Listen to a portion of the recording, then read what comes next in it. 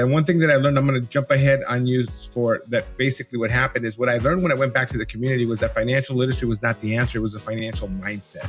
And it was changing communities' financial mindset that they have the power to change their financial lives. When you walk into areas that are underserved or impoverished or marginalized, there's this feeling of hopelessness or why bother? I'm never going to get there. And so it's quite complicated, believe it or not.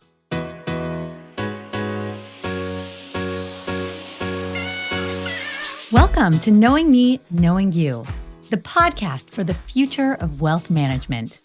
Thanks for being here. I'm Marla Sofer. Money is a tool. It empowers people. Let's dive into how technology is personalizing advice, strengthening connections, and creating lasting impact. If you're an advisor looking to differentiate, a fintech leader shaping the next wave, or a client ready to take control of your financial future, you're in the right place. Let's get started.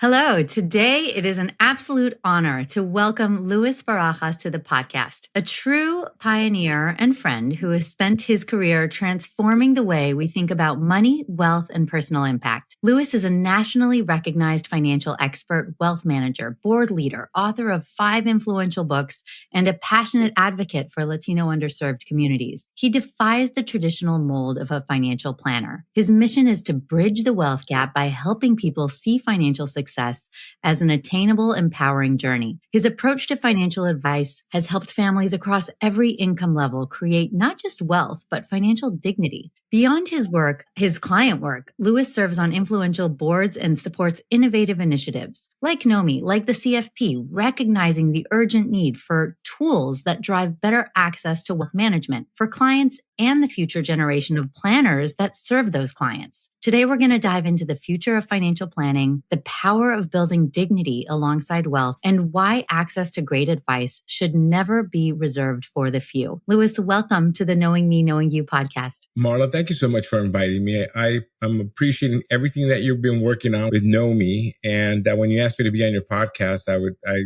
100% said yes. I'm delighted that you're here. What today, right now, in this moment, Luis, excites you the most about the future of wealth management? Well, there's several things going on. One is fintech, I think that you're part of, but it's the AI, and that's making financial technology accessible to everyone. And it's democratizing financial planning, because my belief is that the industry has been set up to help really the top maybe 5%, 10% of Americans. And, the rest are kind of left to fend on their own. There's now that, if you go from like maybe 70 to 90, these are people that are making decent money, are figuring out other ways to do it themselves. But I think that there's a huge gap. I think, the bottom 60%, nobody's helping out and they haven't figured out how to be profitable. And I think that, again, this fintech, artificial technology, intelligence is really going to help these people. But I mean, my approach has been also that no one's been going after diversity in the profession. And so, as you know, I'm currently on the national CFP board, and I think less than 4% of all certified financial planners are Black and Hispanic.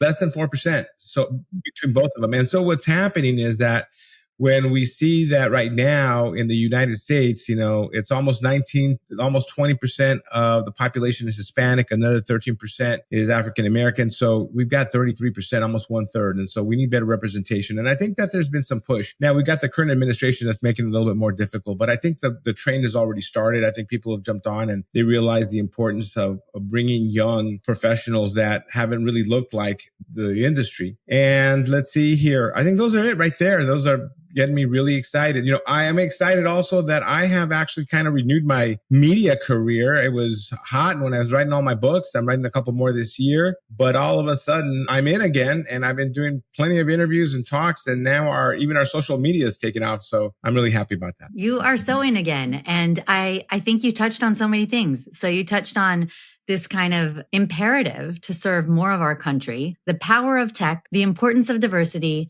and the importance of recruiting talent that's going to serve that broader diversifying base and giving them tools that will help them access what they need to make better financial choices. Do you mind sharing a little bit about your career. I love when you kind of tell your story. You were the first, Latino financial planner and kind of how you got to this point. Yeah. So quickly, I mean, I grew up in a place called Boyle Heights. It's back then in the 60s, one of the very poorest communities in the United States, very gang ridden. And when my father, it was like 1971, 72, when I was 11 or 12 years old, my father had two jobs and I think the US was in a recession. He lost both jobs and I overheard him talk to my mom that they might have to go move into the car because they had maybe like a couple months rent. And my dad took all the money he had and he bought a welding machine. And then he looked at me because I was the eldest and I spoke English at 11 years old. Okay. And said, hey, they told me that I have to get a business license and do some other stuff. Can you find out for me? And my dad, you were the translator. You kind of helped. I was a translator, but I had to ask around because remember back then there was no internet. There was no Google.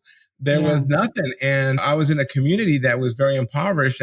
And so my dad and I took a bus to downtown Los Angeles, went to the LA City Hall, got my dad a business license. And then a couple of years later, the IRS showed up to my dad's office and said if he had filed tax returns, which he hadn't. And I asked the lady, if the IRS agent, if there were any books on how to prepare taxes. And she said there was. So my dad drove me like 14 miles away to a bookstore because back then there were no bookstores in East LA. And I will share with you, as of last night, I don't think there are any bookstores still in East Los Angeles. And I had been fortunate that I had an uncle who was a butcher who loved books. He could have been a professor in Mexico and would always buy me books. He'd buy two books sometimes when I was a little bit older and we would read them together. I always say we had our own Oprah book club before Oprah even had her on television show. And I filed my dad's tax returns a couple years later after that. I was 15. He gets audited for those returns. I did them in pencil. I didn't sign them. I didn't know. And, we were there in El Monte, California, being audited. And I think the lady was questioning who had done the return because it was in pencil. And my dad said my son did. And she asked me questions on like, how did I know how to depreciate the welding machine? And I told her that I had read this book and I thought I had done something wrong. And the fear was that I thought my dad was going to go to jail because I had been told that Al Capone had killed a lot of people in Chicago, but the reason why he went to jail was for not paying his taxes. So I was there sweating a storm, and I think the lady felt really bad for us. My dad wasn't making that much money and let us go. And I told my dad, I've got to make a commitment to you. I'm going to go get whatever education I need. Ended up going to UCLA, getting my MBA at Claremont Graduate School when Peter Drucker was there. And I ended up at a huge firm in Newport Beach, California, working with multimillionaires and billionaires, and also was in the process of I had already gotten like a Series 7 and I had. So at a wealth management firm, like a kind of firm? Yeah. And I hated financial planning at the beginning. I went into financial planning for about a year and a half and I left it because it was very product driven. And I'm not a good salesperson. So I'm a good technology and people person. So I ended up at this big firm where we started doing financial planning for some of the wealthiest people in the nation. They were all multimillionaires and we had a couple of billionaires. And I said, one day, I wish that I could provide these kind of services to the community like my father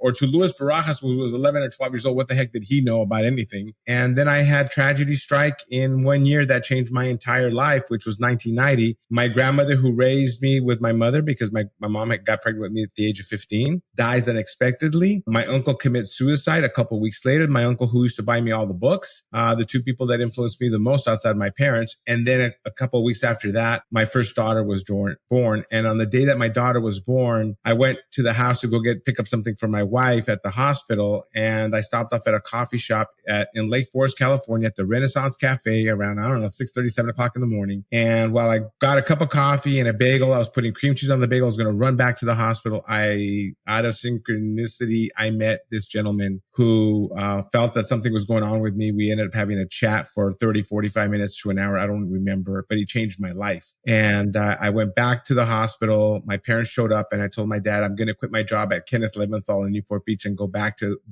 Boyle Heights and help the community and provide access to financial literacy or education or help them build wealth because it was a really poor community. It was a surprise to everyone, but I went back and was there in Boyle Heights, had an office there for about 15 years. And ever since then, we've grown a lot. And I continue helping people who are in underserved communities. My love is to work with people like my parents who never had access or maybe, or the education or the experience or are immigrants who come to this country who really want to do what's best. They pay all their taxes. They work really hard. They open up businesses. They hire people, but they never get to save any of that and they end up in poverty like everyone else, and the wealth gap continues and financial poverty continues, So that's right now my goal. My goal is, how do I get access to that? One thing that I learned, I'm going to jump ahead on you for that. Basically what happened is, what I learned when I went back to the community was that financial literacy was not the answer. It was a financial mindset. And it was changing communities' financial mindset, that they have the power to change their financial lives. When you walk into areas that are underserved or impoverished or marginalized, there's this feeling of hopelessness, or why bother? I'm never going to get there. And so it's quite complicated, believe it or not. I'm so glad I asked you the question. We've spoken multiple times, and I don't think I had heard your entire very inspiring story. And I imagine that not only that mindset challenge, but you must have come across a lot of other challenges. And I imagine also opportunities. Like, the opportunity is you come into that community and you're one of them. But when you think about some of the other challenges you faced, when you were thinking about bringing in a shift in mindset, an opportunity to actively take control of your money so that you create a better future, what are some of the other ones you saw? How did you push past them? How did you really embrace some of the tools like the CFP designation and others, kind of shifting more into a financial planning gear than where you were earlier, to try to accomplish your own mission? Yeah. Well, let me just share with you, the blessing and the curse was that I was one of them. And so when I went back into the community, my biggest obstacle was that I was one of them, believe it or not. And let me explain to you, let me give you some detail. What happens in impoverished communities, most of the time, people who are taking advantage of that community are people in that community. And so in the past, not now, in the past, it was the insurance agent or the real estate agent who was the comprehensive financial planner giving tax advice, and, everything was sold around cash value policies to poor people. And I can see how that happens, because these professionals need to sustain themselves and make a living and pay their families, but they were not helping our own community out, because they were providing products to them that were so expensive, right? The people that owned the check cashing places were other Hispanics. And so again, I go back to, who is this Luis Barajas coming from, who has an MBA, who's one of the first Latino CFPs in the country, who's been working with multimillionaires and billionaires doing financial planning and helping the community in which he grew up in, and knows it really well, and knows what it is to be poor and help parents who don't speak English, but who are very driven. The problem was that, believe it or not, I would have like couples that would come to me, and I would do their tax returns because I couldn't do their financial planning, because they didn't know what financial planning was. There's no concept of financial planning. It's like every year you got to get your taxes done. So my dad said, listen, if you're going to go back, do their tax returns and then talk to them about financial planning. And then when you bill them for financial planning, not for their tax return, so they can see you, right? Well, I would have families and I would help them and give them great advice and objective advice. And I was barely on fumes making money. And if the following year I raised their fee like $2 to do their tax return, which was very like nothing, they would go and say, it's a lot of money. We're going to go across. They would go across the street to the guy that was selling furniture, phone cards, was a travel agent, sold refrigerators, and did taxes. And so here's Luis Barajas with an MBA, with a CFP, with a tremendous amount of experience. And it was, there was a concept, it was that scarcity mindset, right? And they're just holding on to whatever. It's like the survival scarcity mindset. So it was the biggest obstacle. And then, to be quite honest with you, as I grew, it was finding people to come in the community to help me out. Because everybody who goes to college wants to go work at a New York bank, right? Or wants to go work at a big firm. They're not going to go work in an impoverished community. If you're getting your bachelor's degree at USC or UCLA, and then you want to go into the world of finances, they don't want to come in. So it was growing the firm was also a real big obstacle as well. That, I think, just first of all, that echoes so much of what I've heard. I actually met somebody last night. He happens to be a VC and spent some time at a fintech in Nigeria in his early 20s, right out of college. And he said what he saw there was, when he was working in Lagos in Nigeria, that people kind of treated him with undeserved respect just because they assumed that he was an outsider and kind of knew more and was better. I love that what you said at the end, that when you brought some people from the community and they were helping their own community from within and could be that voice piece for you, that it started to shift. Can you now talk a little bit about this concept of financial dignity, what it means, how it changes the model when you think about mindset shift. How have you been able to kind of change that? Well, let me just share with you. So what happens is that, again, the people who are listening to us have to put themselves, or maybe they can't put themselves in like the lower 60% of income earners in America, right? And so what happens is that they are struggling, and what they want is different than what people in the top tier want. They're not looking to move into, Irvine here in Southern California, or Beverly Hills, or, a really expensive area. They just want to be able to send their kids, because they're going to stay in their community that has, that's very impoverished, and maybe the public schools aren't that great. They send the kids to the Catholic schools normally in these communities. That's what we call the private schools, are the Catholic schools in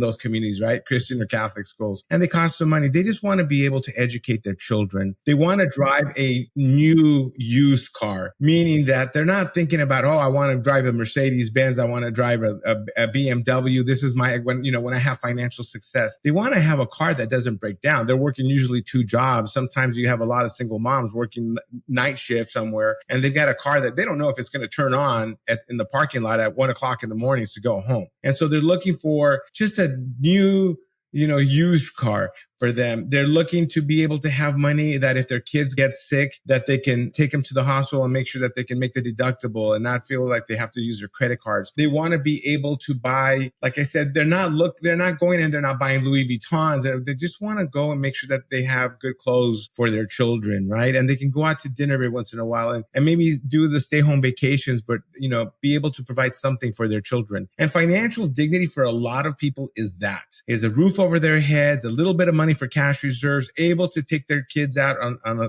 short vacation or something, or stay home vacation, have the proper health care. So we've been taught when we're sitting down, you should really, when you do planning for retirement and their vacation home. They're not thinking about a vacation home. They're lucky if they can afford to buy a home. And so again, I go back to, that's what financial dignity is. And, it's not that complicated. Almost everyone in this country could have financial dignity if they learn the proper skill set and mindset to achieve that. Before we started recording, we were talking a little bit about El Paso, where I'm from, and you shared your fondness for El Paso. And what strikes me from what you're saying is, El Paso is not a very rich city, but it is very, very, I would say, rich in values and culture, and you see it. And when you go out on a Sunday in El Paso, what you see is values in practice. Everyone is with their family. They're having these massive picnics. Everyone is going to church that day. There is a culture of respect, actually embracing and really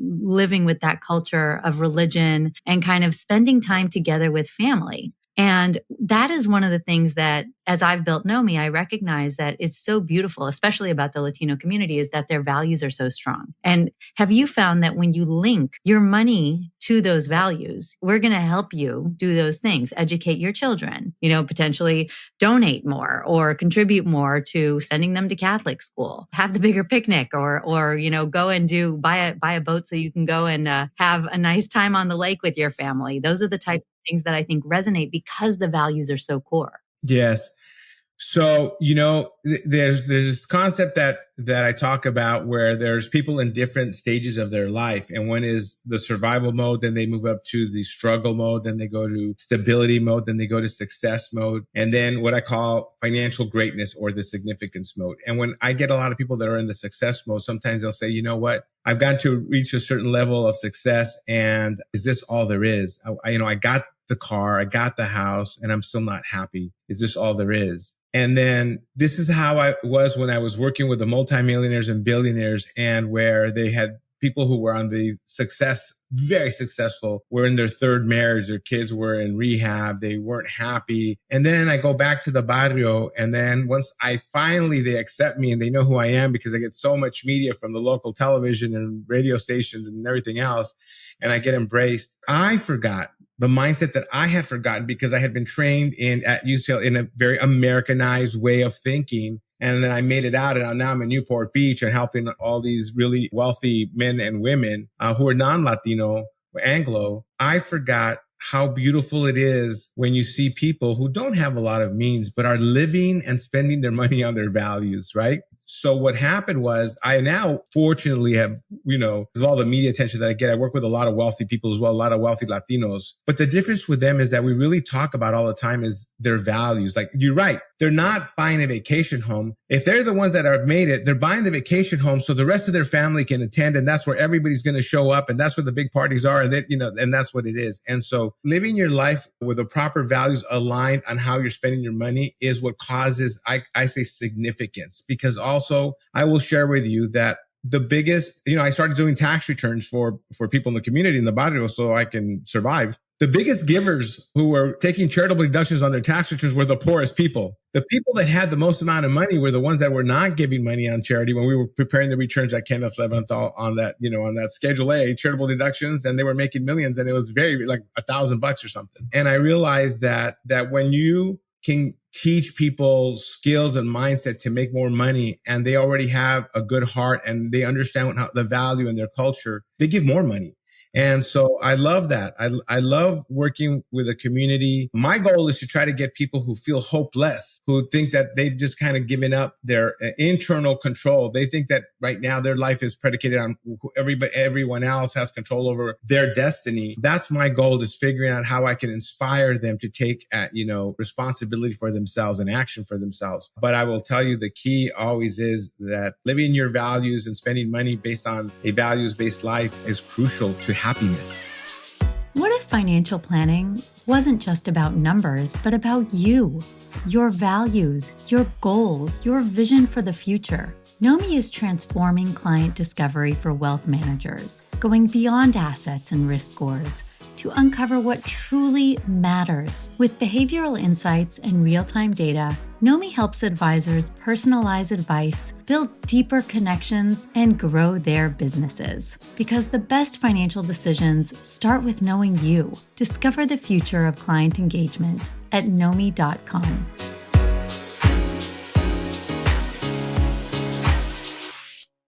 You've written 5 books and you do a lot of media. Can you talk a little bit about what those stories are that you are looking to document and kind of make part of your legacy? What are the lessons that you want to live beyond you? And now you're doing it in all kinds of different media. You've got a TV show that you participate in, and the books, and all like a coaching program. So how have you kind of approached that part of your legacy? Yeah. So I have been doing a television show called Opportunity Knocks. We're going to be shooting the 3rd season coming up in June. The first 2, I had families that we did complete financial and life makeovers. And those 2 families were in El Paso. That's why I love El Paso. And I think you're correct about El Paso. I have never seen more humble, genuine, kind, respectful people in the country. And so I love El Paso. My approach has been kind of where we meet them where they're at. Let me just give you a little quick story. So I'm from that community. I leave that community. I'm taught or brainwashed or whatever you want to call it. I'm taught to think a different way, to make it out of UCLA, to get my MBA, to work at a big firm, to work with really wealthy people. And so what happens is that I really focus on the financial planning industry. I go to a lot of conferences and they start talking about different cultures, and they start talking about how Latinos will have quinceañeras and they spend as much as weddings, but yet very few Latinos ever go to graduate from college. And then I go back to the community and I go, oh my God, I had totally forgotten that there is nothing wrong with the grandparents and the parents and the culture wanting to do a quinceañera. And we needed to say for that, instead of saying, well, why are you doing that? You're going to send your kid to college, yada, yada, yada. And I said, no, but once I started doing more comprehensive planning and started making the clients more aware of big picture, do they want to participate in the quinceañera? Yes. What about after? What are other life defining moments that you're going to help your child go through or your daughter go through? And they would say, well, then we want to help her to go to college. Oh, fantastic. What else? Since you love, are you going to want grandchildren? Yes. So that means you're going to want your daughter to get married and have kids. Are you going to help out with her wedding or not? Or yes. Of course we are. Family first. We do everything for family.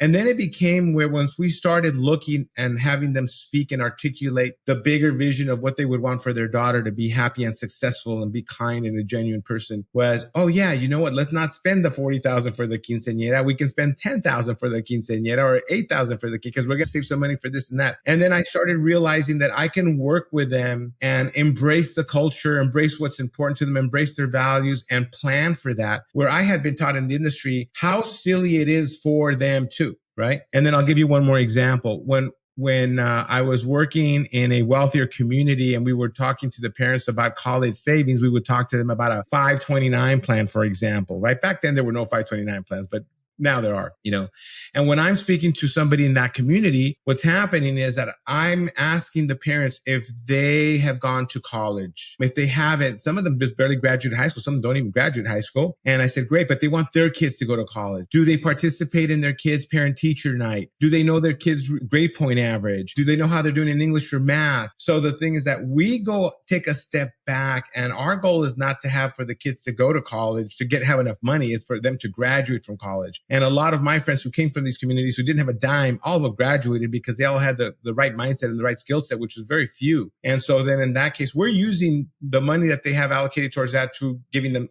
helping the kids build self-esteem, hiring them tutors, sometimes doing family therapy because there's some dysfunction there that we need to clear up. And and then we're sending them to tutors for math and English. This gives the kids what I call cash. The knowledge, ability, skills, and habits, not only to get into college, but to graduate from college. There were so many great things there that you offered as tips, and they're very actionable ways that transition a planner or an advisor from being judgmental and potentially even condescending to coming at it really from a perspective of being helpful. Now, you and I have spoken several times before. And one of the things I really love about you and everything you've built in your career is that you have embraced the role of catalyzing change within wealth management, within financial planning.